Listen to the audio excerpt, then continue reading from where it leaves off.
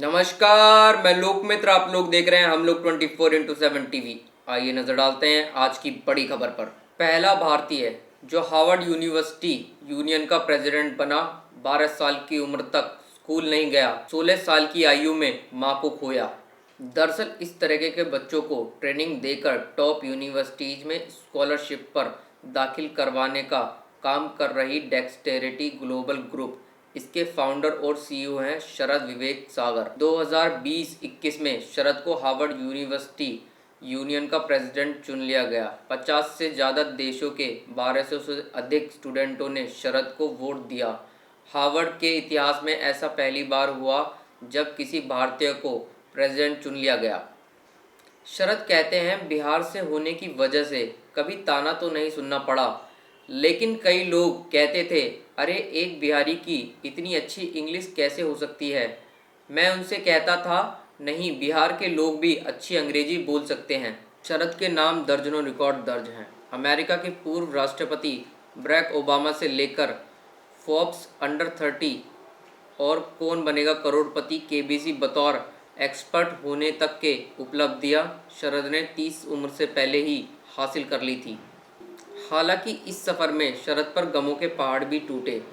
वे बताते हैं, 16 साल की उम्र में मां को खो दिया। जब 24 साल का हुआ तो भाई की भी मौत हो गई।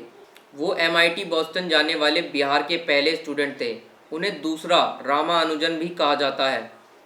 शरद को भी लोग 21वीं सदी के विवेकानंद के तौर पर जानते हैं। पूछे जाने पर मुस्कुराते हुए कहते हैं, मुझे ऐसा बिल्कुल नहीं लगता।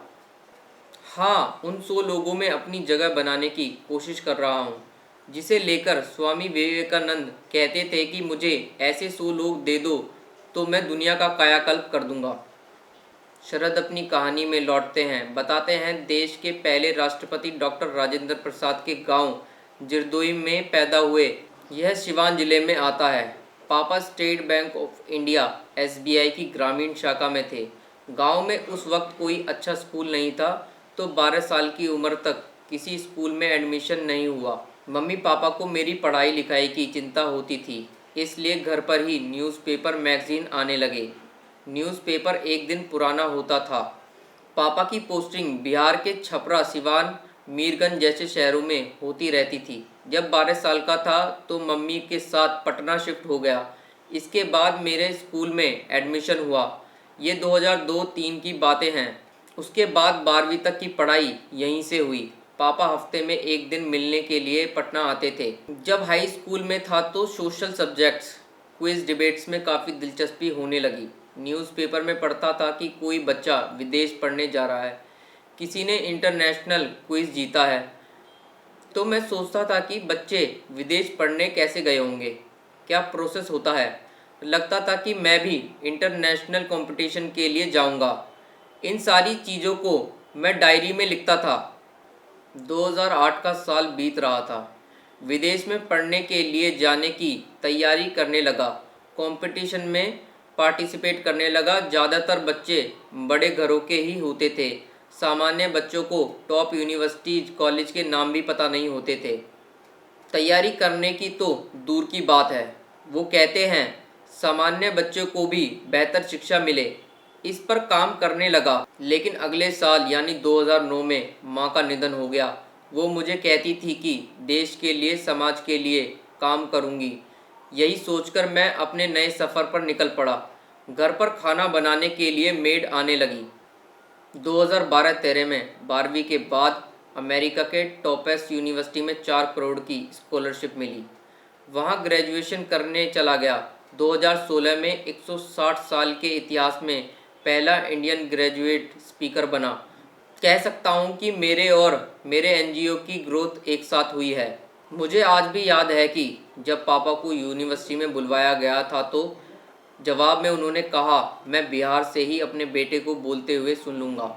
ये भी दिलचस्प है कि मैंने 200 से ज़्यादा कंपटीशन जीते हैं, 6 देशों में भारत का प्रतिनिधित्व किया है, लेकिन आज तक ऐसा नहीं हुआ कि मैं स्टेज पर हूँ और पापा सामने बैठे हैं।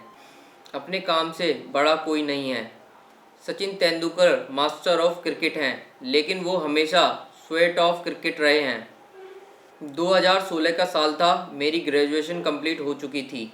उधर उस वक्त के अमेरिका के राष्ट्रपति बराक ओबामा का दूसरा कार्यकाल खत्म हो रहा था, जिसमें मैं भी एकमात्र भारतीय था। हमारी 90 मिनट की बातचीत हुई थी। शरद बताते हैं कि लौटने के बाद अपने एनजीओ के लिए काम करने लगा। विदेश पढ़ने के लिए जाने का सपना भी इसलिए था कि अच्छी चीज़ें सीख कर आऊँ, देश के बच्चों को एजुकेट करूँ। फिर 2020 में जब पूरी दुनिया कोरोना की वजह से ऑनलाइन मोड में आ गई थी, तब मैंने हार्वर्ड में एडमिशन ले लिया। 2021 में पढ़ाई पूरी करने के बाद फिर से अपने देश लौटा। अब तक मेरी संस्था के जरिए स्टूडेंट्सों को दुनिया भर के अलग अलग टॉप यूनिवर्सिटीज से 114 करोड़ की स्कॉलरशिप मिल चुकी है। गरीब परिवार के बच्चे भी विदेश में जाकर पढ़ रहे हैं। हर साल 70 लाख बच्चे हमारे साथ जुड़ते हैं। हम उन्हें टॉप यूनिवर्सिटीज़ में एडमिशन के लिए ट्रेनिंग कराते हैं। आपकी संस्था बच्चों को स्कॉलरशिप कैसे दिलवाती है? देश भर के स्टूडेंट्सों के लिए एजुकेशन लेवल पर जितना भी अपॉर्चुनिटीज़ हैं, scholarship, national international competition, conference, workshop, हर महीने के पहले रविवार को हम स्कूलों में बच्चों तक पहुंचाते हैं। बच्चों को स्टडी मटेरियल भी देते हैं। वो बताते हैं, इससे ऐसे समझिए कि जब एक गांव का बच्चा पहली बार इंटरनेशनल कंपटीशन में बैठता है तो उसे पता नहीं होता कि क्या निबंध कैसे लिखना है। हम इस तरीके से सभी प्रैक्टिस करवाते हैं।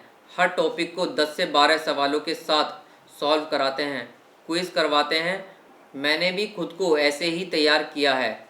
आप केबीसी में सबसे कम उम्र के एक्सपर्ट्स के तौर पर जा चुके हैं। कभी पार्टिसिपेंट बनने का मन नहीं हुआ? जब छपरा में था तब लोग मेरे बारे में बात किया करते थे, कहते थे कि इसे केबीसी में जाना चाहिए। लेकिन हमारे घर में टीवी तो 2002 से ही खराब पड़ा था। जब एक्सपर्ट के रूप में केबीसी ज्वाइन किया तभी मैंने पहली बार शो देखा था। केबीसी से कैसे बुलावा आया? एक शाम ट्विटर पर मैसेज आया कि मुझे एक्सपर्ट के तौर पर केबीसी में ज्वाइन कराना चाहते हैं। जब शो में कनेक्ट हुआ तो एक्टर अमिताभ बच्चन ने कहा, ये शरद सागर हैं, हमेशा नीले रंग की शर्ट और ब्लैक पैंट पहनते हैं, विवेकानंद से प्रेरित हैं। मैंने देखा कि कैसे इतनी बड़ी शख्सियत सामने वाले का सम्मान के साथ इंट्रोडक्शन करवा रही है। शायद यही बात एक इंसान को बड़ा बनाती है। ऐसी ही खबरों से जुड़े रहने के लिए हमारे चैनल को सब्सक्राइब करें। ऐसी ही खबरों से अपडेट रहने के लिए बेल आइकन दबाना ना भूलें।